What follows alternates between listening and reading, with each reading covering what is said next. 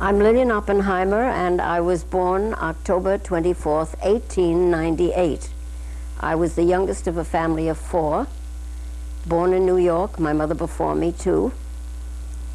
And just before I reached my 20th birthday, I was married to Joe Kruskal. And in the next 8 years, had my 5 Kruskal children. The reason I'm stating this is because my interest in origami was really the result of the reactions of some of my children and grandchildren, so I think I ought to mention that.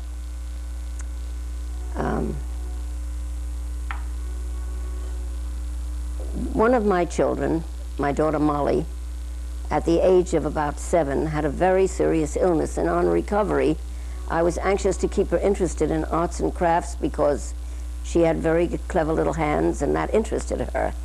So with a long recovery, I finally came across a book called Fun with Paper Folding. This is the reprint of the book, Paper Folding for Beginners by Murray and Rigney. Years afterwards, the original book is out of print. It was printed by Fleming, the publisher, in a hardcover, and it had a few origami models in it, and she was so interested that even at the age of 7 or 8, she was able to do them herself.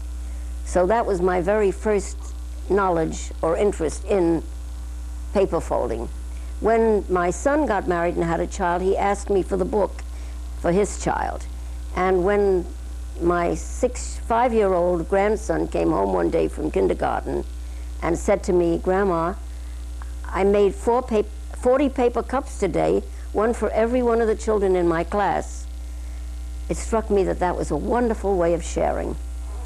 Here this child had learned how to make a paper cup and showed me what he had done with it. So ever since then, I've been sharing.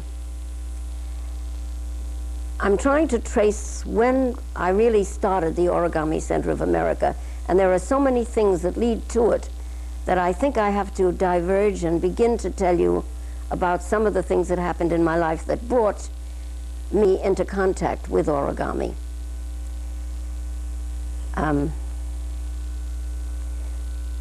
My son Bill, who was in Chicago, head of the statistics department, later he became the dean, sent me Robert Harbin's first book. This is not the original book, but this is a paper copy of the original book, which was in hardcover, by Robert Harbin. So Robert Harbin, we began to correspond. He lived in London, England, and my daughter Rosalie had married an Englishman, at the time was living in London, raising a family of her own, and I managed to get there once a year to visit her, and she told me, "Mother, I'm going to try to have all my babies in April, so you can be there for the birthdays." And so I was there every year. That was what made my knowledge, my introduction to meeting Harbin very easy, because the first time I went over there and communicated with him, he brought over all the papers and books loosely in his hands that he had accumulated on origami, on paper folding. We didn't call it origami then, we called it paper folding. And for the next few hours, he and I were closeted with such great interest in what we were communicating to one another. So in the beginning, it started with my corresponding with 4 or 5 people. There was Robert Harbin in England, whom I met that way, and he introduced me to Gershon Legman, who was an expatriated American living in the south of France. And Gershon Legman had communicated all over the world trying to find something of his interest, which were limericks, pornographic limericks. And he called it the people's craft, or the people's poetry, or the people's humor. And he had communicated all over the world with people that he knew, and had found a person in Argentina by the name of Lillian Montoya. And Lillian Montoya was an inventor of so many wonderful origami models, being completely unknown to us. So that was Harbin and Legman, who immediately corresponded and exchanged what they knew about paper folding, and then Lillian Montoya became another correspondent with them. soon I was joining the group, and we had 4 or 5 of us telling each other whatever we knew, hungrily eating up any little fact that might be known. So when Harbin printed his first book, Paper Magic, my son Bill sent me a copy of it. And very soon there was a close rapport. He told me that he'd been writing to the master in Tokyo, Japan, by the name of Akira Yoshizawa. And I immediately asked for the address, so that was the 5th one that we began corresponding. The next year I went to England, and I said to Harbin, I can't get an answer from that man. I keep writing letters and writing letters. So he said to me, did you put any money in the envelope? I said, no, I didn't know I was supposed to. He said, well, he's very, very poor. He has no money for translators or for stamps, and I always put a £5 note in it when I write. So the next time I wrote a letter to Yoshizawa, I enclosed a $10 bill. And from that time on, we had a beautiful correspondence. He was generous, sending me papers and models. And in the meantime, I had acquired a tiny little paperback book of his that is now out of print, but it's been printed in hardcover, and it's called Dokuhan. And I had a tiny little paper book with such tiny printing in it that I could hardly discern the markings in it, but I used to call it my Bible because I took it with me everywhere I went, and any moment I had, I'd open up to a page and try to work out a model. So there was Yoshizawa, who was a great creator and the most wonderful folder, and we couldn't stand the thought of him being so poor. I understood he lived in a 4 tamami mat house. They measured that by the mats, the large mats that were on the floor, and his was only large enough to hold 4 mats. And he never did anything to make a living. He always folded paper. He was the only one I knew that folded paper regardless of whether he ate or not. And he had thousands and thousands of original models. Well, years have passed, and I go every year to my daughter. And one year she said to me, Mother, you know some people in England, you've been corresponding. I said, yes.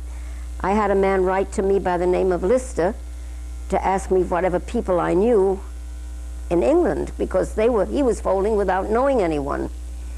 And I said, I have 11 names, and I gave him the 11 names.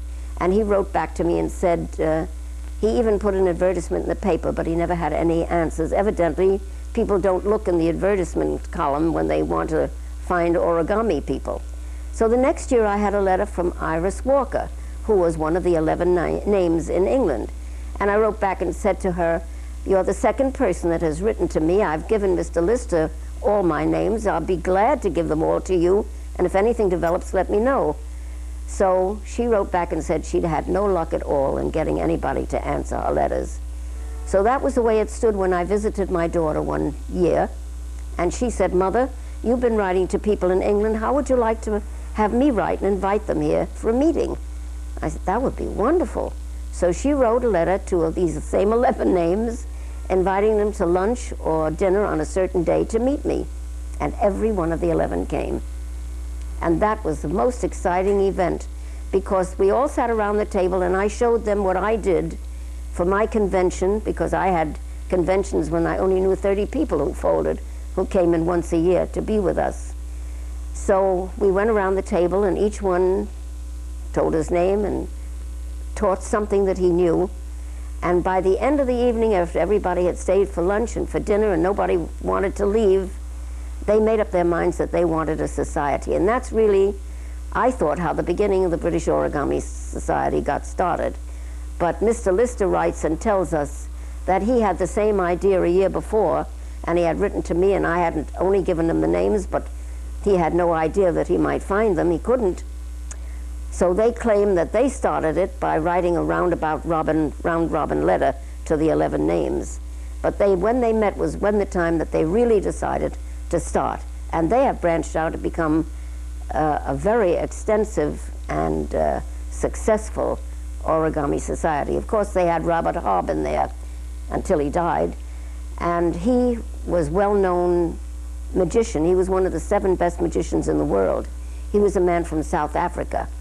And his name, Robert Harbin, was an assumed name his people whom he considered intimates were allowed to call him Ned, which was his South African name, and I was fortunate enough to be one of them.